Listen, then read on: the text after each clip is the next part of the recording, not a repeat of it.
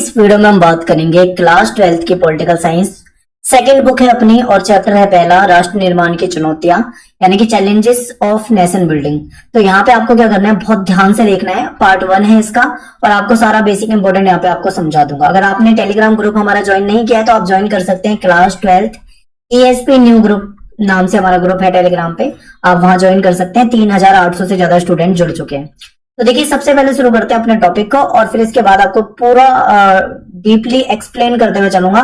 कोई important point अगर आपको नजर आता है तो आप उसको नोट कर सकते हैं।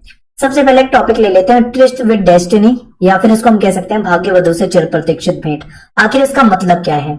तो देखिए, आप सभी जानते हैं कि हमारा जो देश है भारत, वो 15 अगस्त 1947 को आजाद हुआ था। ठीक है, तो 14-15 अगस्त की अगर मध्य रात्रि की बात करें, उस समय हमारा देश आजाद हो गया था। ठीक है, नेहरू ने उस समय क्या किया था, जो संविधान सभा है, संविधान सभा को संबोधित करते हुए नेहरू जी ने एक महत्वपूर्ण प्रसिद्ध भाषण दिया, या फिर एक भाषण दिया जो बहुत ज्यादा फेमस है। वो किस नाम से फेमस है वो भाषण? उसको ट्रिस्ट विद डेस्टिनी के नाम से भी जाना जाता है। उसको अगर हिंदी में हम कहें तो भाग्यवधु से चिर प्रतीक्षित भेंट के नाम से जाना जाता है। आप कोई भी एक याद कर सकते हैं, या तो इंग्लिश में याद कर लें ट्रिस्ट विद डेस्टिनी, या फिर हिंदी में याद कर लें भाग्यवधु से चिर प्रतीक्षित भेंट। मतलब दोनों का एक ही है, तो आप इसको बिल्कुल दिमाग में डाल लें। तो यहाँ पे एक क्वेश्चन आपके पेपर में अगर शॉर्ट क्वेश्चन में अगर आ जाता है कि भाग्यवधु से चिर प्रतीक्षित भेंट से क्या अभिप्राय है, तो आप ये कह सकते हो कि 14-15 अगस्त की मध्य रात्रि को जब अपना देश आजाद हुआ तो उस समय नेहरू जी ने संविधान सभा को संबोधित करते हुए एक भाषण दिया था। ठीक है, वो प्रसिद्ध भाषण कहलाया ट्रिस्ट विद डेस्टिनी या फिर भाग्यवधु से चिर प्रतीक्षित भेंट। आप बड़े आराम से बता सकते हो, सिंपल था बिल्कुल। चलते हैं आगे, टॉपिक को देखते हैं। आजादी के बाद दो ऐसी बातें थी जिसपे सभी सहमत थे। अब आप ये सोचो कि गुलामी जो थी वो कितनी थी? 200 सालों तक, 200 वर्ष तक लगभग 200 वर्ष तक अंग्रेजों के गुलाम। उससे पहले के वर्षों में देखें तो मुगलों के गुलाम। ठीक है, तो इतने लंबे समय के अंतराल के बाद देश आजाद हुआ था। जब देश आजाद हुआ तो ऐसे में लोगों की कुछ आकांक्षाएं रही होंगी, कुछ मतलब अपने आजाद देश के प्रति वो कुछ चाहते होंगे। तो वही क्या, मतलब ऐसी कौन सी बात थी जिसपे सभी सहमत थे? तो ये क्वेश्चन आपके पेपर में आया हुआ क्वेश्चन है, इसलिए बहुत इंपॉर्टेंट है, याद रखें। तो आजादी के बाद दो बातों पे सबकी सहमति थी। सबसे पहले तो लोग ये चाहते थे कि हमारे देश में जो अब सरकार चलेगी या जो शासन चलेगा वो लोकतांत्रिक सरकार के द्वारा चलाया जाएगा, यानी कि लोकतांत्रिक सरकार बनेगी हमारे यहाँ पे और हम उसी के द्वारा अपने यहाँ पे शासन चलवाएंगे। ठीक है, तो लोकतांत्रिक सरकार वाला पहला पॉइंट आपको याद हो जाएगा। दूसरा क्या है कि जो सरकार होगी वो सभी के भले के लिए काम करेगी। सभी के भले के लिए का मतलब आप समझते हो कि समुदाय जो है या देश में जो विभिन्न धर्मों को, जातियों को मानने वाले लोग रहते हैं, ठीक है, विभिन्न समुदाय के लोग रहते हैं, तो सभी के लिए काम करेंगे। चाहे कोई गरीब हो, चाहे अमीर हो, चाहे किसान हो, चाहे मजदूर हो, चाहे कोई भी हो, सबके भले के लिए सरकार काम करेगी। तो ये दो पॉइंट आपको यहाँ पे याद हो जाएंगे। तीसरा एक क्वेश्चन ये भी आपके बन सकता है कि 1947 का साल जो था कैसा था?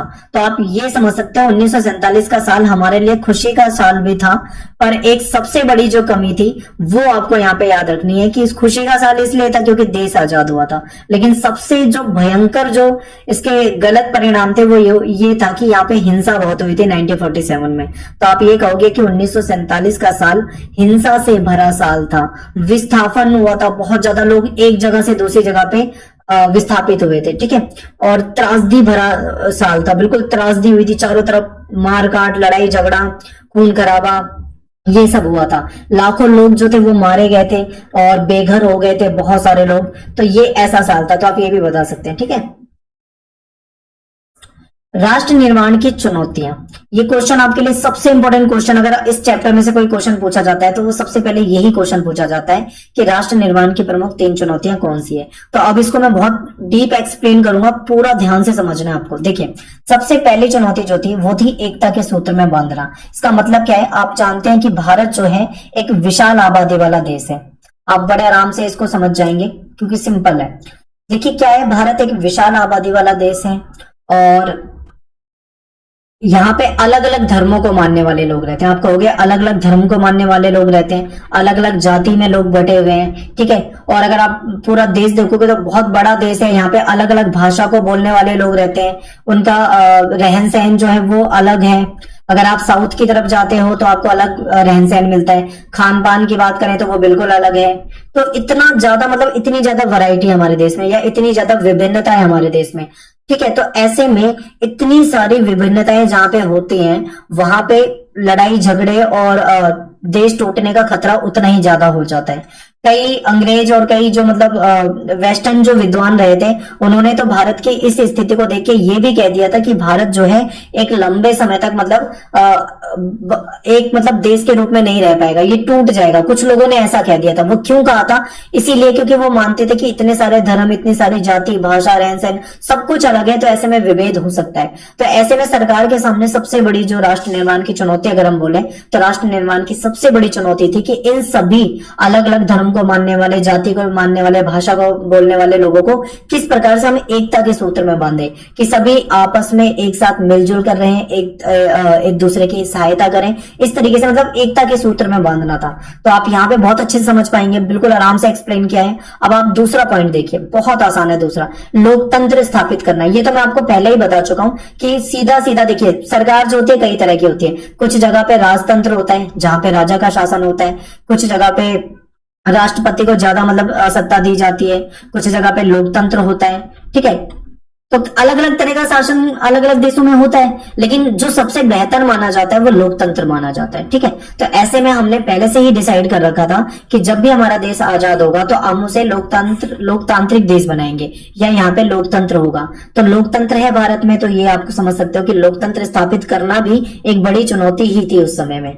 अब बात करते हैं तीसरे पॉइंट की, पूरे समाज का भला करना। आप देखिए, ये अगर आप 1947 के समय में जाते हो, उतना पीछे जाकर अगर आप चीजों के बारे में सोचना शुरू करोगे तो आपको पता लगेगा उस समय बहुत ज्यादा समस्याएं थी, देश में बहुत ज्यादा गरीबी थी, लोग पढ़े लिखे नहीं थे, टेक्नोलॉजी का अभाव था, शिक्षा का अभाव था, ठीक है। बहुत मतलब ग्रामीण स्थिति में भी था भारत, कि गांव वगैरह बहुत थे और नगरों का विकास भी नहीं था उतना ज्यादा। मतलब कुल मिला के अगर देखें तो समाज में माहौल जो था आज के समय से बिल्कुल अलग था। अब ऐसे में क्या था भाई, जाति प्रथा थी हमारे यहाँ पे, जाति प्रथा बहुत मतलब भेदभाव था, और भी कई तरह की चीजें थी जो हमारे समाज की एक बुराइयां या समाज की कमियां कह सकते हो, समाज में कई कमियां थी। ऐसे में एक बड़ी चुनौती ये थी कि सरकार जो होगी वो किसका भला करेगी, पूरे समाज का भला करेगी, यानी सभी के लिए, सभी को साथ लेकर चलेगी। आप इस तरीके से बता सकते हो इसे। तो ये बहुत ही आसान है, सिंपल है। चलते हैं हम अगले टॉपिक पे, द्विराष्ट्र सिद्धांत। इसको दो राष्ट्र सिद्धांत भी कहा जाता है, टू नेशन थ्योरी भी कहा जाता है, और द्विराष्ट्र सिद्धांत भी कहा जाता है। यानी कि इसका मतलब क्या है, तो देखिए, जब हमारा देश आजाद हुआ सभी खुश थे, क्योंकि 1947 का जो दिन था, आपको पता होगा 15 अगस्त 1947, इतने वर्षों की गुलामी के बाद अगर कोई देश आजाद हो तो सभी खुश होंगे। लेकिन यहाँ पे एक दुख की बात थी, बहुत बड़ी दुख की बात क्या थी, कि कभी भी किसी ने ये नहीं सोचा था कि देश अगर आजाद होगा तो हमें मतलब देश का टुकड़े हो जाएंगे, यानी देश के टुकड़े हो जाएंगे या देश बट जाएगा, ऐसा कभी मतलब कल्पना भी नहीं गई की थी किसी ने। तो ये बहुत मतलब बेकार था। तो इसे समझिए, दो राष्ट्र सिद्धांत क्या है। मुस्लिम लीग जो है उसने दो राष्ट्र सिद्धांत दिया था, ठीक है। ये जो द्विराष्ट्र सिद्धांत है, ये जो सिद्धांत है किसने दिया था, मुस्लिम लीग ने दिया था। इनका ये कहना था कि इंडिया जो है, ब्रिटिश इंडिया यानी भारत जो है, वो एक नहीं बल्कि दो कौमों का देश है। दो कौम कौन सी, एक तो मुस्लिम है और दूसरी हिंदू है। कहते हैं कि ये दो कौमों का देश है, ठीक है। और इन्होंने मुसलमानों के लिए एक अलग देश की मांग की। इन्होंने कहा कि एक अलग देश दो हमें, हम इनके साथ नहीं रह सकते। कांग्रेस ने इसका विरोध किया। तो ये पूरा का पूरा मामला था, इसी को द्विराष्ट्र सिद्धांत कहा जाता है। तो क्वेश्चन यहां से बन जाएगा, द्विराष्ट्र सिद्धांत का मतलब क्या है, इसके तहत दो राष्ट्र की बात की गई थी, ठीक है, क्लियर हो जाएगा। द्विराष्ट्र सिद्धांत किसने दिया, आप कहोगे मुस्लिम लीग ने दिया। आप कोई ये भी क्वेश्चन पूछे कि द्विराष्ट्र सिद्धांत का विरोध किसने किया, तो उस समय जो कांग्रेस थी उसने उसका विरोध करा। तो ये सारे 1 मार्क्स के क्वेश्चन शॉर्ट बनेंगे, आपको यहाँ पे ध्यान रखना है, ठीक है। अब देखिए, एक क्वेश्चन है आज की इस वीडियो का सबसे पहला क्वेश्चन आपसे पूछ रहा हूं कि ये जो मुस्लिम लीग है ये कब बनी थी, या फिर इसकी स्थापना कब हुई थी और क्यों हुई थी, आप मुझे कमेंट में बताएंगे। आगे देखते हैं, विभाजन में आई मुख्य समस्याएं। आपको पता है देश का बंटवारा किसी ने सोचा तो नहीं था, पर देश का बंटवारा हो गया। अब ऐसे में भारत जो था, मतलब जो ब्रिटिश इंडिया होता था, वो भारत और पाकिस्तान के रूप में बंट गया। पाकिस्तान जो था वो मुस्लिमों का देश बन गया, और भारत जो है वो एक धर्मनिरपेक्ष देश बन गया, ठीक है। अब यहाँ पे एक चीज आपको ये समझनी है कि विभाजन में आई मुख्य समस्याएं क्या थी। जब देश का बंटवारा हुआ तो मुख्य समस्या क्या थी, तो समस्या बहुत तरह की थी। मुस्लिम जो थे वो कोई एक जगह में तो थे नहीं। जैसे मान लो मैं आपको मैप बता दूं, ये आप मैप देखो, अगर कोई एक जगह हो, मान लो इस जगह पे मुस्लिम है, ठीक है, मान लो यहाँ पे मुस्लिम है, तो चलो इसको एक मुस्लिमों का देश बनाया जा सकता है। पर मुस्लिम जो थे वो पूरे देश में थे। देश में ऐसी कोई जगह नहीं होगी जहां पे मुस्लिम नहीं होंगे, हर जगह मुस्लिम थे। तो और हर जगह हिंदू भी थे। तो अब ऐसे में समस्या ये आ रही थी कि देश का बंटवारा आखिर होगा तो कैसे होगा। ठीक है, विभाजन में कई तरह की समस्या आई। तो जब इसको बाद में ये फैसला किया गया कि जो विभाजन होगा वो धार्मिक बहुसंख्या के आधार पे होगा, यानी धर्म के आधार पे होगा, और बहुसंख्या के आधार पे होगा, यानी जिसकी संख्या जहां पे ज्यादा है उसके लिए वहां पे देश बना दिया जाएगा। तो ऐसी दो जगह आई। एक तो अगर हम बात करें इधर पश्चिम की तरफ, अगर आप देखोगे तो पश्चिम में मुस्लिम ज्यादा थे, और दूसरा पूर्व जो था वहां पे मुस्लिम ज्यादा थे। इसका मतलब ज्यादा का मतलब है बहुत बड़ी जनसंख्या होना, और बाकी पूरे देश में भी मुस्लिम थे पर वहां पे उतने ज्यादा नहीं थे जितने की पश्चिम और पूर्व में थे। तो ऐसे में समस्या ये आ रही थी कि मान लो अगर यहाँ पे मुस्लिम बहुत ज्यादा है, यहाँ पे मुस्लिम बहुत ज्यादा है, तो अब इन दोनों जगहों को उठाकर एक जगह लाना पॉसिबल तो है नहीं, क्योंकि अब जमीन को थोड़ी ना एक जगह से दूसरी जगह पे उठा के रखा जा सकता है। तो अब सोल्यूशन करें तो कैसे करें, ये समस्या आ रही थी। तो ऐसे में फैसला ये हुआ कि जो पाकिस्तान या जो मुस्लिमों का देश बनेगा वो दो बनाए जाएंगे। ठीक है, पाकिस्तान जो थे वो दो बना दिए गए। एक तो यहाँ पे हो जाएगा पश्चिमी पाकिस्तान, और इधर हो जाएगा पूर्वी पाकिस्तान। ठीक है, तो इस तरीके से हम देखें तो पाकिस्तान जो था वो दो बन गए, ये आपको याद रखना है। तो चलिए देखते हैं क्या क्या समस्या आई, इसको समझते हैं। मुस्लिम जो थे वो पूरे देश में थे, पूरे देश को बांटना आसान नहीं था। ऐसे दो इलाके थे जहां पे मुस्लिम बहुसंख्यक थे, यानी बहुसंख्यक मतलब अधिक संख्या में। वो दो इलाके कौन से थे, अभी मैंने आपको मैप में बताया, आप ध्यान से देखें आपको पता लग जाएगा। तो दो इलाके थे जहां पे मुस्लिम बहुसंख्यक थे। दोनों इलाकों को मिलाकर जोड़ना मुमकिन नहीं था, पॉसिबल नहीं था। तो सभी मुस्लिम जो थे वो पाकिस्तान जाने को भी तैयार नहीं थे, ये भी एक समस्या थी। तो ये सारी समस्या आ रही थी, पॉइंट वाइज आपको बिल्कुल याद करते हुए चलना है। पंजाब और बंगाल की बात करें तो यहाँ पे कुछ इलाकों में मुस्लिम ज्यादा थे। तो अब पंजाब, अगर पंजाब की बात करें और बंगाल की बात करें, यहाँ पे जहाँ पे मुस्लिम ज्यादा थे, तो वहां पे एक फैसला लिया गया कि जो डिस्ट्रिक्ट है या जो जिला है उस जिले के आधार पर बांट दो उसको। जहां पे ज्यादा मुस्लिम है उसे पाकिस्तान में जोड़ दो, और जो जहाँ पे कम है उसको हिंदुस्तान में जोड़ दो, इस तरीके से। अल्पसंख्यकों की समस्याएं थी, क्योंकि अल्पसंख्यक भी थे, दोनों तरफ थे। अब ऐसा नहीं है कि मतलब जहां पे ये मुस्लिम ज्यादा है वहां पे हिंदू हिंदू ना रहते, वहां पे हिंदू भी रहते थे, सिख भी रहते थे। अब वहां पे तो ये अल्पसंख्यक हो गए, तो वहां के मुस्लिमों ने क्या किया, उनको मारना काटना शुरू कर दिया। अब जब वहां से ये हुआ तो यहाँ पे जो हिंदू थे उन्होंने इनको मारना काटना शुरू कर दिया। इस तरीके से बहुत भयंकर लड़ाई चली, और लाखों हजारों लोग जो थे वो बेघर हो गए, मारे गए। ठीक है, ये सब हुआ। चंद घंटों में देश खाली करने की समस्या, सीधा ये था कि भाई अब चंद घंटों में देश को खाली करना है, लोगों को सीमा पार जाना है। अब जो मतलब वर्षों से अपने घर में रहते आ रहे थे, तो अब उनको वो घर छोड़कर भी जाना पड़ सकता था दूसरी तरफ, बॉर्डर के दूसरी तरफ। तो ये बहुत बड़ी समस्या थी विभाजन की। तो आपको ये पॉइंट याद कर लेने, और पेपर में आप इसको एक्सप्लेन बड़े आराम से कर सकते हो। ठीक है, आपको नोट्स जो बनाने होते हैं इसी तरीके से बनाने होते हैं, जैसे मैंने आपके सामने यहाँ पे शॉर्ट में लिख रखा है। अब यहाँ पे मैंने केवल एक हेडिंग लिखी है और उसके सामने कुछ तोड़ तोड़ के टुकड़ों में लिखा है। इस तरीके से आपको नोट्स बनाने हैं। आपको पूरा का पूरा रिटर्न वाला नोट्स नहीं बनाने की, आप पूरी थ्योरी ही लिख दो, वैसे आपको बहुत नुकसान होता है। ठीक है, समझिए। अब आगे विभाजन के परिणाम बताओ, विभाजन के क्या परिणाम हुए, यानी जब देश बट गया तो उसके क्या परिणाम हुए। तो देखिए, सांप्रदायिक हिंसा हुई, आपने देखा था, मैंने अभी आपको बताया था, बहुत ज्यादा मारकाट लड़ाई झगड़ा हुआ। अचानक से स्थानांतरण हुआ, किसी को भी पता नहीं था कि मतलब उसे अचानक से अपना घर बार छोड़ के सीमा की दूसरी तरफ जाना पड़ सकता है, या इधर से लोगों को उधर जाना पड़ सकता है। किसी को भी उम्मीद नहीं थी, अचानक हुआ जो भी हुआ। मजबूरन लोगों को शरणार्थी शिविर में रहना पड़ा, मजबूरन। महिलाओं के साथ बलात्कार हुआ, महिलाओं की हत्या कर दी गई, जबरन शादी की गई। ठीक है, जबरन शादी की गई। अब ऐसे में क्या हुआ, कुछ लोगों ने अपने घर की इज्जत बचाने के लिए अपनी महिलाओं को खुद ही मार दिया, ऐसा भी हुआ। ठीक है, कि दूसरों के हाथ जाए और उनके साथ गलत हो, इसलिए उसको खुद ही मार दिया। संपत्ति का भी बंटवारा हुआ, और संपत्ति के बंटवारे में तो ये लगा लो टेबल कुर्सी जो भी था सब बांट लिया गया। 80 लाख लोगों ने घर छोड़ दिया अपना। ठीक है, तो ये सारे पॉइंट थे, आपको ये याद रखना। एक बार आप इसे देख सकते हो, स्क्रीनशॉट ले सकते हो, लिख सकते हो। ये पॉइंट आपको विभाजन के परिणाम जो है उसमें आप लिख सकते हो, ये सारे पॉइंट। आगे देखिए, आजादी के जश्न में गांधी जी ने हिस्सा क्यों नहीं लिया। आप पता है 1947 में जो देश आजाद हुआ था, हमारे लिए खुशी का दिन भी था और दुख का भी दिन था। खुशी का दिन क्यों था आप जानते हैं, क्योंकि देश आजाद हुआ था। और गम का दिन क्यों था आप ये भी जानते हैं, क्योंकि देश के टुकड़े हो गए थे। हमने कभी भी ये नहीं सोचा था कि देश के टुकड़े होंगे। महात्मा गांधी देश में हो रही हिंसा से बहुत दुखी थे।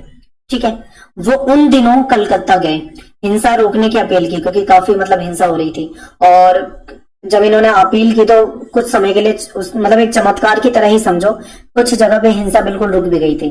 फिर गांधी जो थे वो दिल्ली आए। ठीक है, दिल्ली आए गांधी। 1948 में उन्होंने उपवास रखा और उनके उपवास रखने से हिंसा और तनाव जो था वो कम होने लगा। लेकिन 30 जनवरी 1948 को नाथूराम विनायक गोडसे जो था उसने उनकी हत्या कर दी। अब यहाँ पे बात ये आ जाती है कि आखिर ये सब क्यों हुआ। तो देखिए क्या था कि जो पाकिस्तान वाला हिस्सा था, इधर वाला हिस्सा, यहाँ पे मुस्लिमों ने जो अल्पसंख्यक थे सिख और हिंदू, उनको मार काट के वहां से भगा दिया। ऐसे में जो हिंसा थी वो यहाँ पे भी हो रही थी। तो महात्मा गांधी का कहना यह था कि यहाँ पे जो मुस्लिम है भारत में, ध्यान से सुनिए, यहाँ पे जो मुस्लिम है उनको मारा काटा ना जाए। तो ऐसे में जो हिंदू थे वो नाराज थे।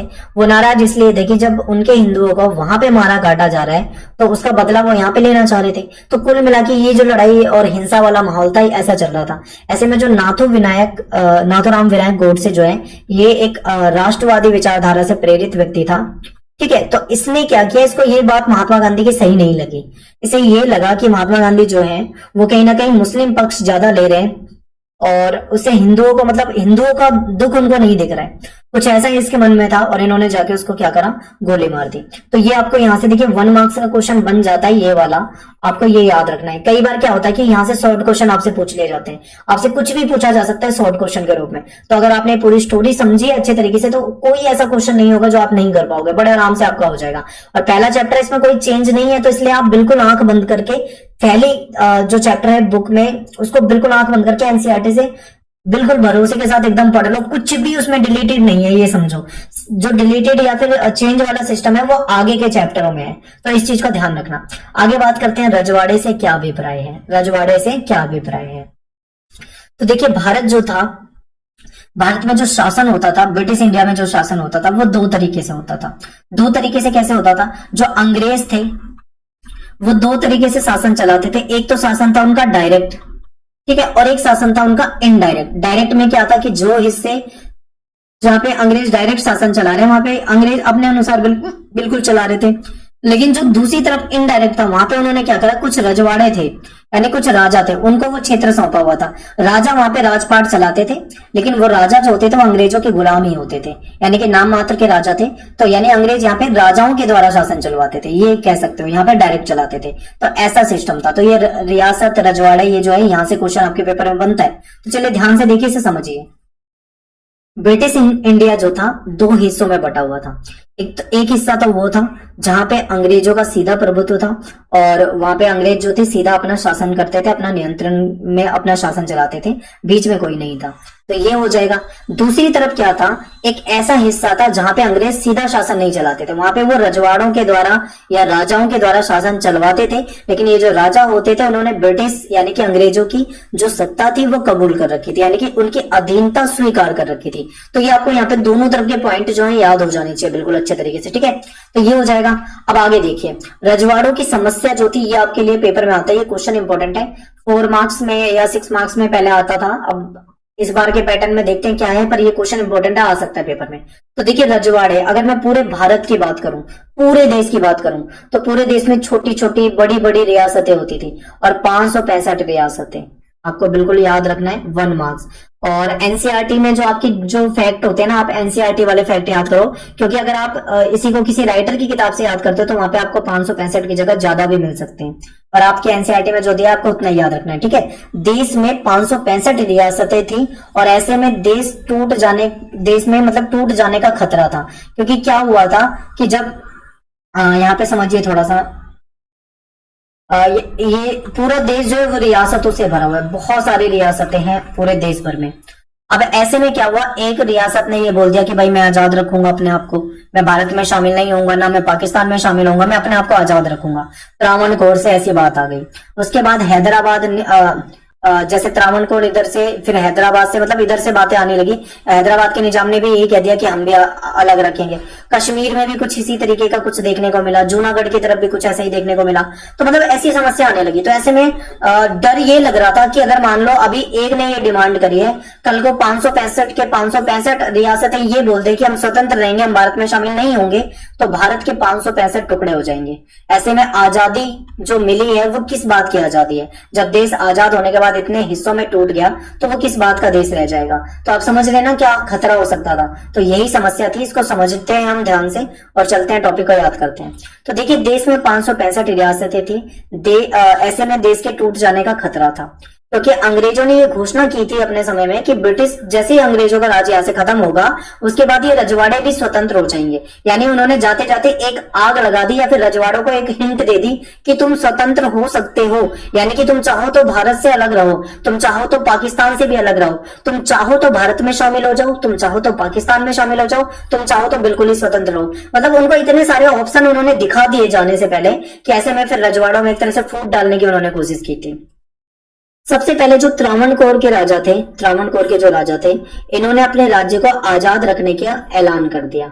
इन्होंने कह दिया कि भाई हम अपने राज्य को क्या करेंगे, आजाद रखेंगे। तो ऐसे में यहीं से समस्या शुरू हो गई। जब त्रावणकोर के राजा ने कहा तो उसके बाद हैदराबाद का जो निजाम था उसने भी यही कह दिया। उसके बाद फिर देश टूटने का खतरा हो गया। अगर ऐसे ही सारी रियासतें बोलने लग जाएंगी तो देश तो टूट जाएगा। तो ये खतरा जो था बहुत बड़ा था। ऐसे में एक समझदार व्यक्ति जो थे वो थे वल्लभ भाई पटेल। इनको बुलाया गया और इन्होंने क्या करा, उस समस्या को समझा और इस समस्या का सॉल्यूशन करा। और बहुत ही महत्वपूर्ण भूमिका है पटेल जी की कि इन्होंने देश को टूटने से बचाया। ठीक है, इसीलिए महान व्यक्तित्व के साथ एक महान नेता माने जाते हैं देश के लिए। तो देश में रजवाड़ों की समस्या को देखकर ऐसा लगा जैसे देश जो है वो टूट जाएगा। यानी कि रजवाड़ों की समस्या को देखकर लगा कि देश टूट जाएगा। ऐसे में वल्लभ भाई पटेल जो थे, इन्होंने समझदारी दिखाई और समझदारी दिखाकर रजवाड़ों को भारतीय संघ में यानी भारत में शामिल करने के लिए राजी कर लिया। मोस्टली जितने भी रजवाड़े थे सभी शामिल होने के लिए बिल्कुल तैयार हो गए। ठीक है, और इन्होंने एक एग्रीमेंट, आप समझ लो एक एग्रीमेंट होता है ना, जैसे हम साइन करवाते हैं, तो ऐसे ही एक एग्रीमेंट था जिसको सहमति पत्र के रूप में आप देख सकते हो। इसका नाम था इंस्ट्रूमेंट ऑफ एक्सेशन। नाम याद रखें, इंस्ट्रूमेंट ऑफ एक्सेशन पे इन्होंने क्या करा, जो रजवाड़े थे उनके साइन करवा लिए और उनसे भारतीय संघ में शामिल होने के लिए सहमति पत्र जो था उनका सिग्नेचर हो चुके थे, तो वो ज्यादातर शामिल हो गए। लेकिन इतना आसान नहीं था। शामिल तो हो गए पर कुछ 4 रियासतें ऐसी थी जिनको भारतीय संघ में शामिल होने में बहुत दिक्कत आई।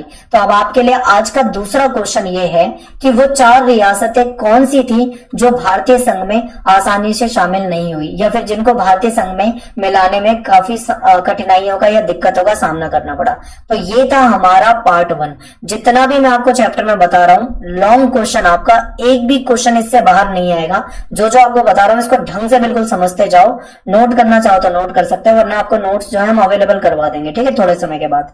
तो आप ये देख सकते हैं सारा, और यहाँ पे काफी शॉर्ट में मैंने लिखा हुआ है ताकि आपको बिल्कुल सटीक बातें मिले और आप विस्तार से जानने के लिए एनसीईआरटी पढ़ सकते हैं। जब आप एनसीईआरटी पढ़ेंगे तो टोटल यही चीजें आपको मिलेगी जो मैंने आपको इस वाले वीडियो में बताया। ठीक है, तो पार्ट 1 हमारे यहाँ से खत्म हो जाता है। मिलते हैं हम नेक्स्ट वीडियो में पार्ट 2 में। और वीडियो कैसा लगा कमेंट करके जरूर बताएं। और थैंक्स फॉर वॉचिंग सभी को। जय हिंद, जय भारत। और प्लीज आप सभी से एक रिक्वेस्ट है, शेयर जरूर करते हैं।